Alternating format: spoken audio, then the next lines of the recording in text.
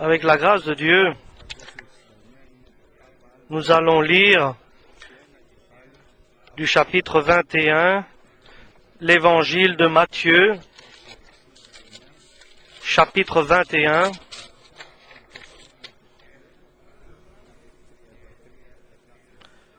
et verset 34. Matthieu 21, chapitre 21, verset 34. 33, verset 33. Écoutez une autre parabole. Il y avait un homme, maître de maison, qui planta une vigne. Il l'entoura d'une haie, il creusa un pressoir et bâtit une tour. Puis il la ferma à des vignerons et quitta le pays. Lorsque le temps de la récolte fut arrivé, il envoya ses serviteurs vers les vignerons pour recevoir le produit de la vigne. Les vignerons, s'étant saisis de ses serviteurs, battirent l'un, tuèrent l'autre et lapidèrent le troisième. Il envoya encore d'autres serviteurs, en plus grand nombre que les premiers, et les vignerons les traitèrent de la même manière. Enfin, il envoya vers eux son fils, en disant « Ils auront du respect pour mon fils. » Mais quand les vignerons virent le fils, ils dirent entre eux « Voici l'héritier, venez, tuons-le et emparons-nous de son héritage. » Et ils se saisirent de lui, le jetèrent hors de la vigne et le tuèrent. Maintenant, lorsque le maître de la vigne viendra, que fera-t-il à ces vignerons? Ils lui répondirent, il le fera périr misérablement, c'est misérable, et il affermera la vigne à d'autres vignerons, qui lui en donneront le produit au temps de la récolte. Jésus leur dit, n'avez-vous jamais lu dans les Écritures la prière qu'ont rejeté ceux qui bâtissaient est devenue la principale de l'angle? C'est du Seigneur que cela est venu, et c'est un prodige à nos yeux.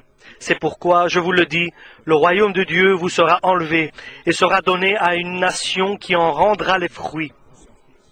Celui qui tombera sur cette pierre s'y brisera, et celui sur qui elle tombera sera écrasé. Après avoir entendu ces paroles, les principaux sacrificateurs et les pharisiens comprirent que c'était d'eux que Jésus parlait, et ils cherchaient à se saisir de lui, mais ils craignaient la foule parce qu'elle le tenait pour un prophète. Jésus, prenant la parole, leur parla de nouveau en parabole et leur dit, « Le royaume des cieux est semblable à un roi qui fit des noces pour son fils. Il envoya ses serviteurs appeler ceux qui étaient invités aux noces, mais ils ne voulurent pas venir. Il envoya encore d'autres serviteurs en disant, « Dites aux conviés, voici, j'ai préparé mon festin, mes bœufs et mes bêtes grasses sont tués. Tout est prêt, venez aux noces. » Mais sans s'inquiéter, les invitations, ils s'en allèrent, ceux-ci à son champ, celui-là à son trafic, et les autres se saisirent des serviteurs, les outragèrent et les tuèrent. Le roi fut irrité, il envoya ses troupes, fit périr ses meurtriers et brûla leur ville. Alors il dit à ses serviteurs, « Les noces sont prêtes, mais les conviés n'en étaient pas dignes. Allez donc dans les carrefours et appelez aux noces tous ceux que vous trouverez. » Ses serviteurs allèrent dans les chemins, rassemblèrent tous ceux qu'ils trouvèrent, méchants et bons, et la salle des noces fut pleine de convives. Le roi entra pour voir ceux qui étaient à table, et il aperçut là un homme qui n'avait pas revêtu un habit de noces. Il lui dit, « Mon ami, comment es-tu entré ici sans avoir un habit de noces ?» Cet homme eut la bouche fermée. Alors le roi dit aux serviteurs, « Liez-le, les pieds et les mains, et jetez-le dans les ténèbres du dehors, où il y aura des pleurs et des grincements de dents, car il y a beaucoup d'appelés, mais peu d'élus. »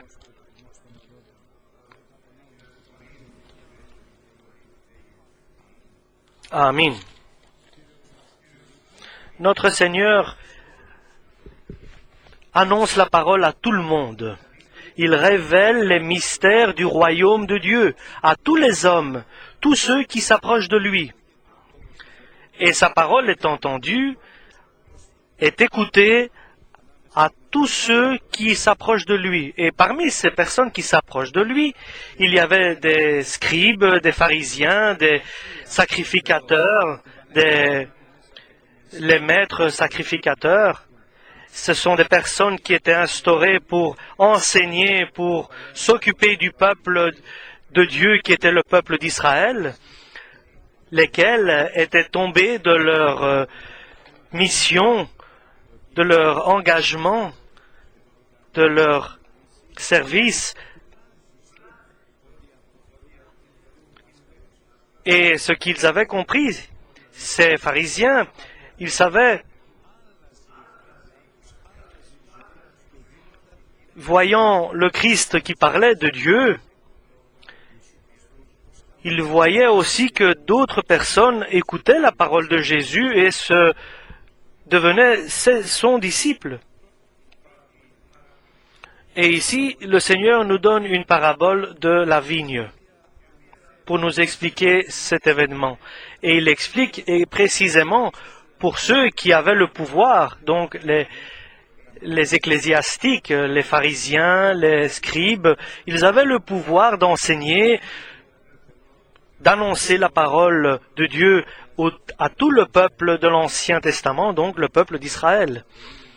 Mais cette parabole est dure et vraie parce que nous le reconnaissons et eux aussi l'ont compris lorsque Jésus a expliqué cette parabole.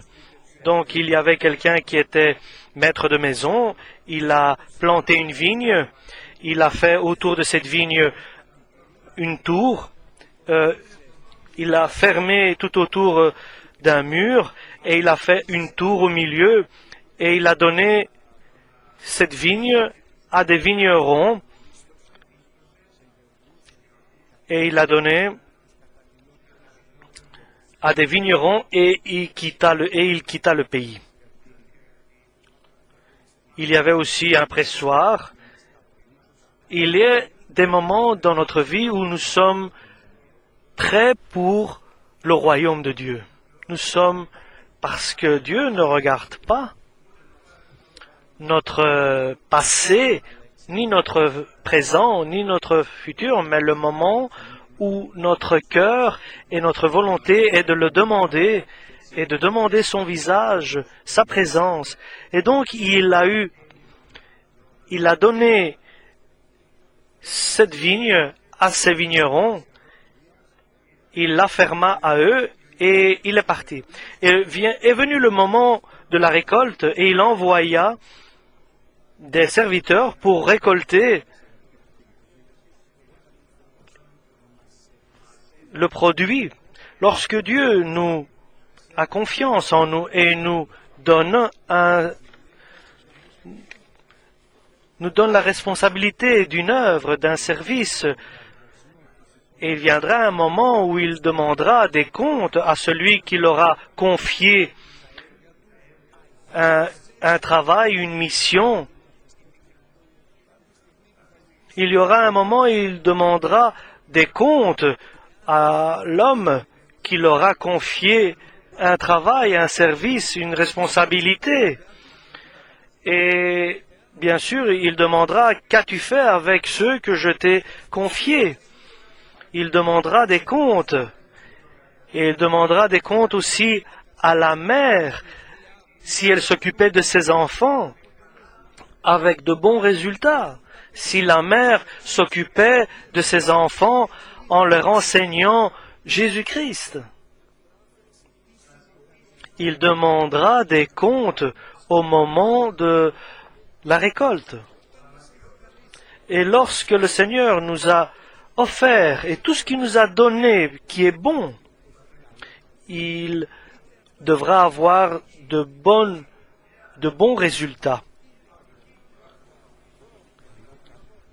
Et que nous ayons un bon produit, un bon résultat.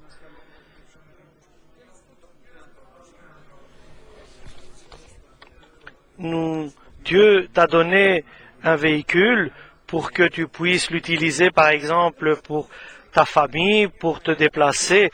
Le Seigneur ne nous a pas donné une maison pour que nous soyons fiers de notre maison, quelle grande maison, mais que nous disions gloire à toi, Seigneur, parce que toi, tu nous as donné cette maison et toi, tu le reprendras si nous ne sommes pas dignes. Je parle des choses de ce monde, mais bien sûr, le plus important, c'est ce qui est céleste. Oui, il nous a donné aussi un travail dans le domaine professionnel. Et il nous a donné un travail pas pour que nous puissions nous glorifier de cela ou nous vanter de cela.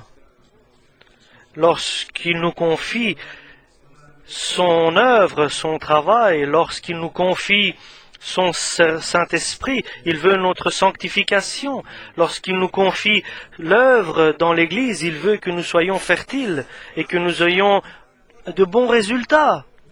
Et toute bonne chose qui est donnée vient que du ciel, que de Dieu de lumière, et que nous sachions que nous avons reçu et que nous vivions pas comme si nous avions rien reçu. Nous avons reçu par la grâce de Dieu. Et Dieu nous a donné, nous a donné un salaire. Nous avons reçu de lui pour que nous puissions le servir. Nous avons été affermis par lui. Nous avons été engagés par lui. Nous avons été engagés pour un salaire. Et nous ne sommes pas les propriétaires, nous ne sommes pas les patrons, nous sommes des serviteurs.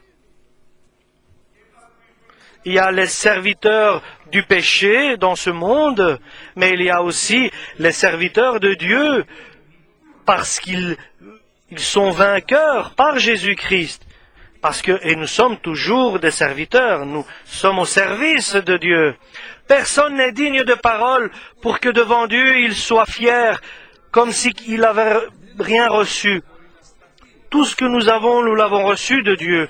Personne ne peut rester devant Dieu et dire, voilà quelle personne importante je suis et je suis sanctifié. Malheur à cette personne. Et la grâce de Dieu s'éloigne de cette personne, parce que tout ce que nous avons, nous l'avons reçu par la grâce de Dieu, pas parce que nous le valons ou parce que nous sommes dignes, mais parce que Dieu a fait une grâce. Il a été bon avec nous, il a eu pitié de nous.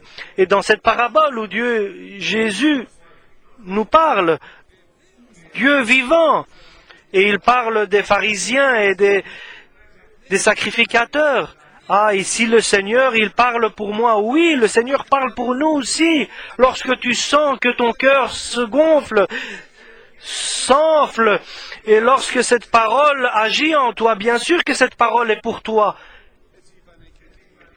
Et c'est ainsi que les pharisiens, les scribes ont parlé. On dit, oui, Jésus dit cela pour nous. Au lieu d'accepter cette parole et cette vérité de cette situation, ils se sont fâchés, ils se sont mis en colère et même jusqu'à arriver à vouloir le tuer. Et le Seigneur continue à parler pour eux, même après cet événement. Il a envoyé, donc le maître de maison a envoyé des serviteurs pour recevoir la récolte. Certains de ces serviteurs ont été tués, d'autres ont été lapidés. Et le Seigneur a de la patience. Il est tolérant. Il a de la patience. Il attend que chacun puisse avoir le temps de se repentir et de revenir vers Jésus, vers Dieu. Et il a envoyé d'autres serviteurs. Et ça a été de la même manière. Ils ont agi de la même manière vis-à-vis de ces serviteurs qui avaient été envoyés par le maître de maison pour recevoir la récolte de la vigne. Et nous savons que là, nous devons faire attention.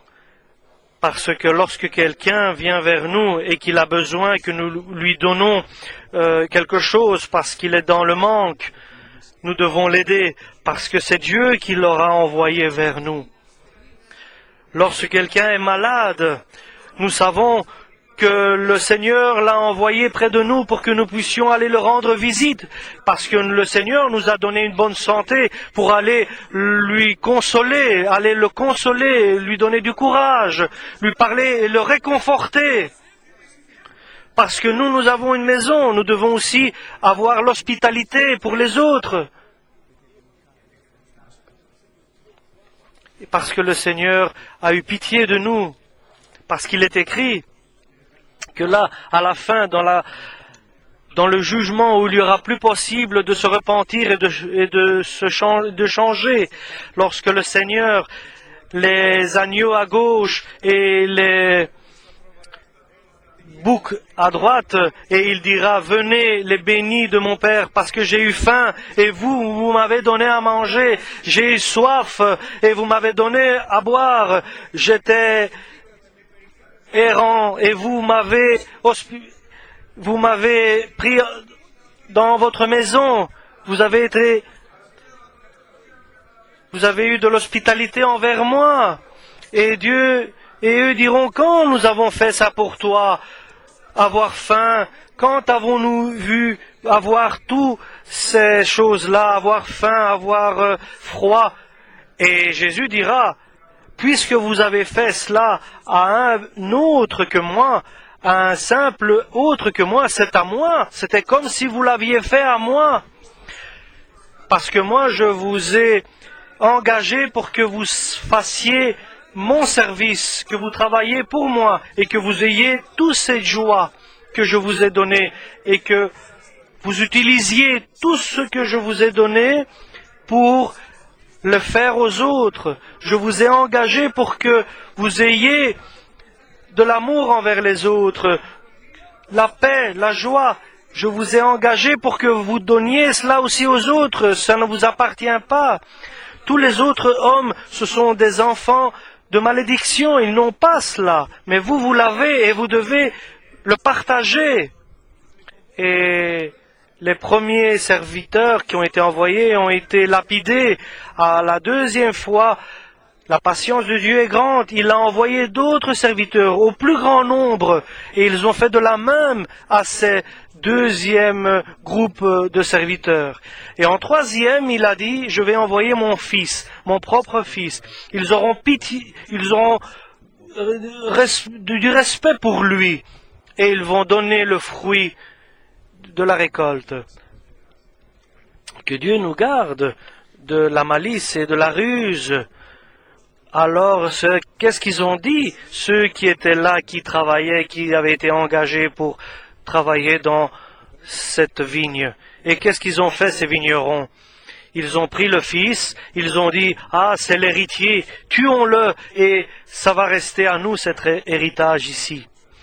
Et que fera le Père, que fera Dieu lorsque le jour de la justice viendra? Quoique il est tolérant et il est patient envers nous. Et attention, si nous ne sommes pas comme il le désire, que fera-t-il? Il va détruire et il prendra ce qu'il a donné et le donnera à d'autres. Et il le donnera à d'autres qui feront la volonté de Dieu. Dieu nous aime, il a confiance en nous, parce que vous êtes mes enfants et ils ne mentiront pas. Que Dieu nous établit dignes, que nous soyons crédibles et qu'il nous confie et qu'il nous donne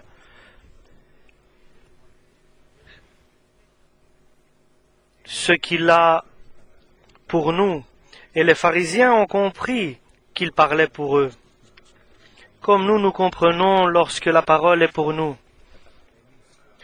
Est-ce que tu comprends que cette parole est aussi pour toi? Et eux, les pharisiens, se sont mis en colère. Nous devons prendre une autre position. Nous devons être tristes par ces paroles. Et ils ont voulu le tuer, mais ils ont eu peur du peuple qui était là et ils n'ont pas continué à faire leur ambition de tuer Jésus. Maintenant, le Seigneur continue pour une autre catégorie d'hommes qui avaient reçu une invitation pour les noces de Jésus. Et comme nous sommes tous aujourd'hui invités Et nous avons reçu du Seigneur une invitation. Le royaume des cieux est semblable à un roi qui fit des noces pour son fils. Un roi, il préparait les noces pour son fils et il envoyait des invitations selon la grâce, la bonté, l'amour. Et dans un mariage, nous ne prenons pas tous des invitations. Ce sont les bien-aimés du Père.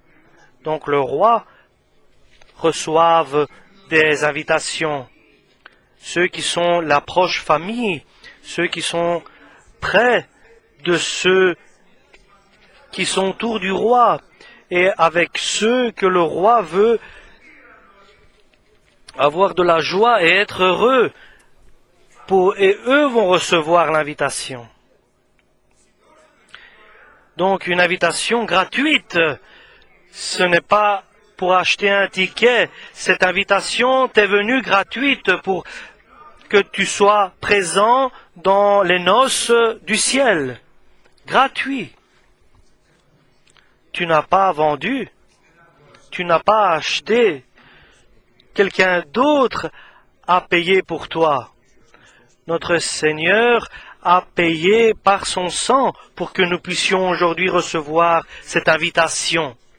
Et le temps des noces arriva. Le temps de la fin est arrivé. Ils ont l'invitation, comme aujourd'hui, nous avons l'invitation entre les mains. Nous avons l'invitation dans notre cœur. Nous avons cette invitation dans notre corps.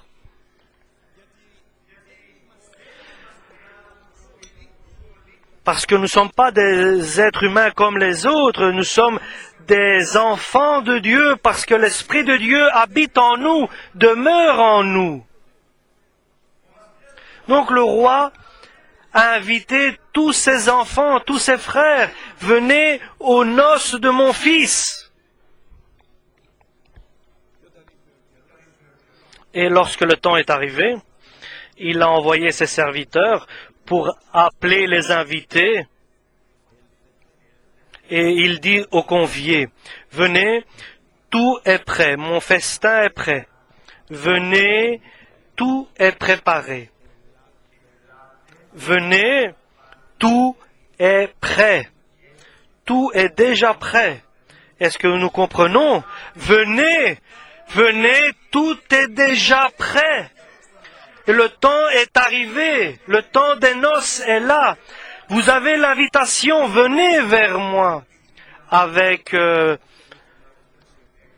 Ils ont été avec étonnement, ils ont reçu cela. Certains disaient avec étonnement, j'ai reçu une invitation, mais j'ai un champ et je dois aller m'en occuper. Il l'a compté, il l'a pesé. Et il a pesé que voir son champ qu'il avait acheté était plus importante que l'invitation qui lui était donnée pour aller au mariage du roi était différente. Il n'a pas pris en compte, il sous-estime l'invitation du roi, il ne prend pas en compte.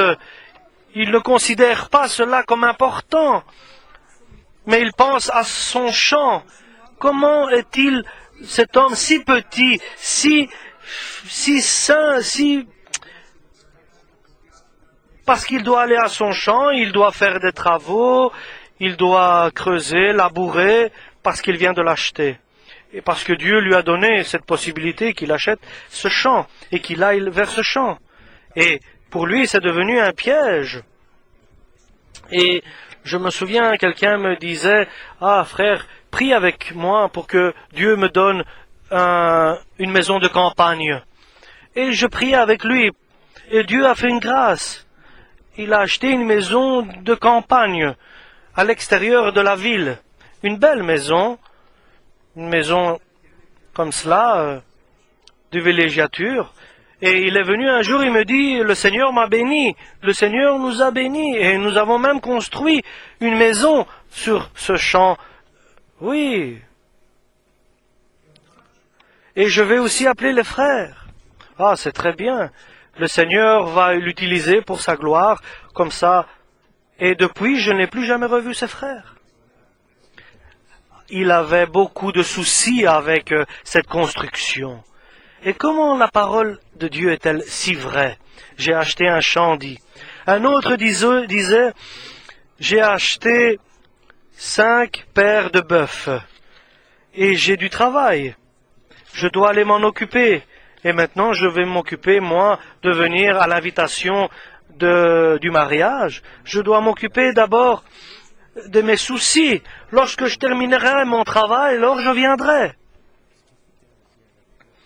Et imaginez un peu comment Dieu a été déçu et que le travail te prive d'aller à l'invitation du roi, de Dieu donc.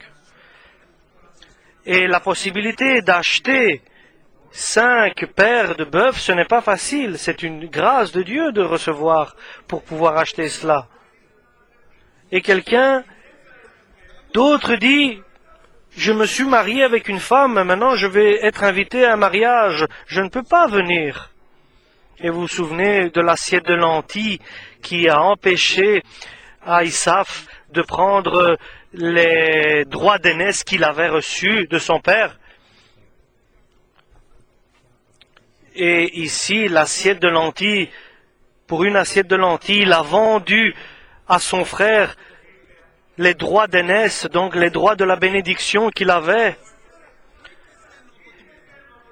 Et comme nous connaissons l'histoire, il était affamé et il voulait manger. Il a demandé à son frère qui était en train de préparer des lentilles.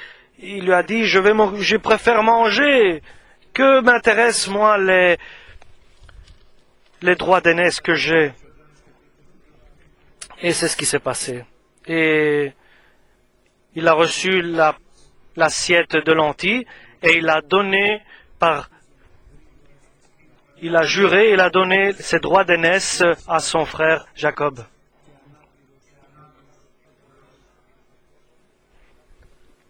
Et alors, le maître ici, le roi qui voulait marier son fils, lorsqu'il a reçu cette information de ceux qui ne voulaient pas venir parce qu'ils avaient des soucis, alors il a dit, va dans les rues et remplis la salle des noces des personnes que tu trouveras dans les rues.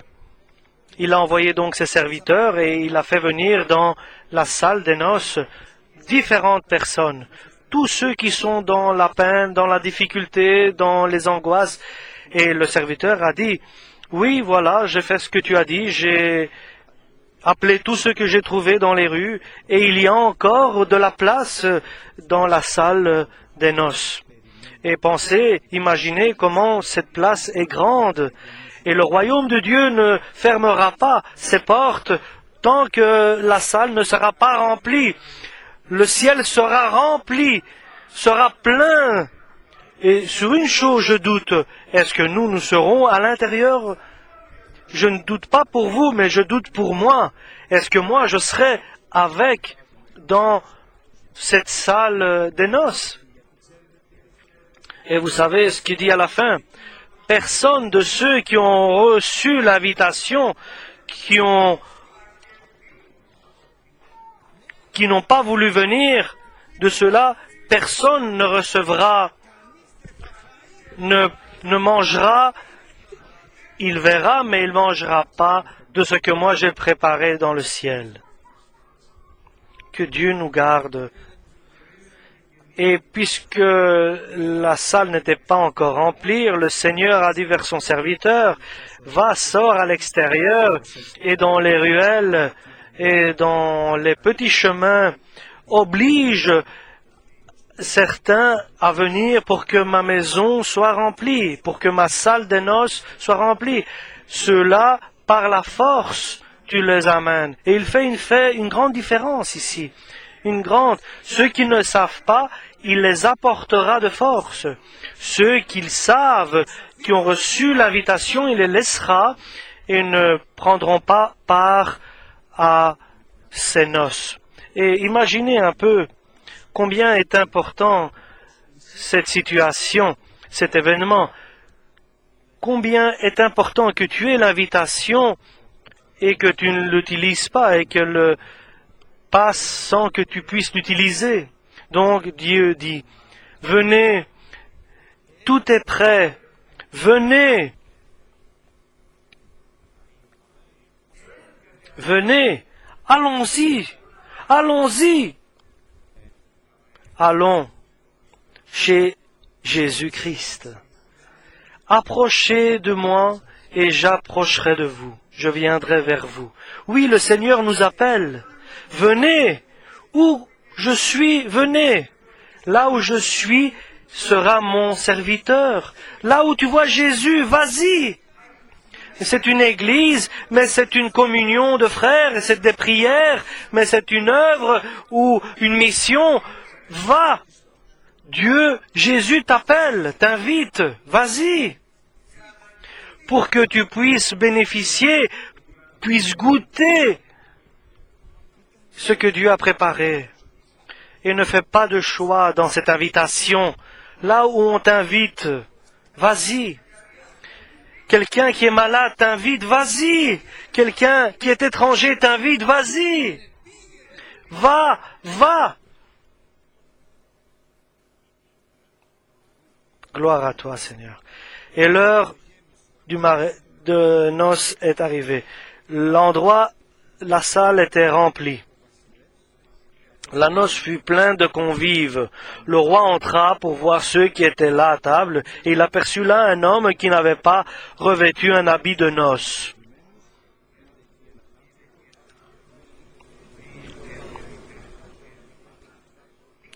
Oui, il est allé, le père, le roi. Venez. Quelqu'un parmi les convives est allé.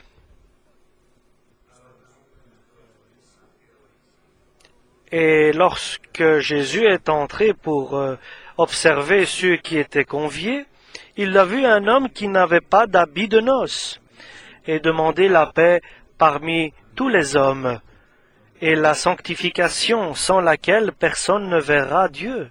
Attention. Soyez saints. Sans la pureté, sans la sanctification, sans être pur, et cette personne n'avait pas d'habit de noces. Il n'était pas couvert de l'habit de Jésus. Il n'était pas obéissant et soumis à l'évangile de Jésus. Et son cœur, à l'intérieur, il avait de l'amertume et de la colère. Et sa vie était sans ordre, était dans le désordre. Et ses pensées étaient éloignées des choses de Dieu. Et son corps était souillé par le péché. Et ce n'est pas ça le plus important. Le plus important, c'est qu'il ne s'est pas repenti pour revenir vers Dieu et que Dieu le purifie par le sang de son Fils. Et son habit était souillé. Et à cette époque-là, l'habit ne le prenait pas de sa maison, mais lorsqu'il entrait dans les noces, le maître de maison lui donnait un habit de noces pour que tous soient ensemble et que tous aient le même vêtement. Et c'était une fête. Il a reçu, je vais le répéter, il a reçu l'invitation, il est venu, il est allé. Et lorsqu'il est arrivé à l'intérieur, il lui a été donné le sang du Christ, mais lui ne l'a pas pris en considération, l'a sous-estimé. Et il est resté parmi ceux qui étaient invités comme lui désirait, comme lui voulait, mais pas comme le Père voulait, le Père, le roi. Mais lui a fait comme lui désirait, comme lui voulait. Il n'a pas pris en compte la volonté de Dieu. il n'a pas pris en compte la parole de Dieu. Il a fait ce qu'il voulait. Laisse-moi tranquille, je vais faire comme je veux.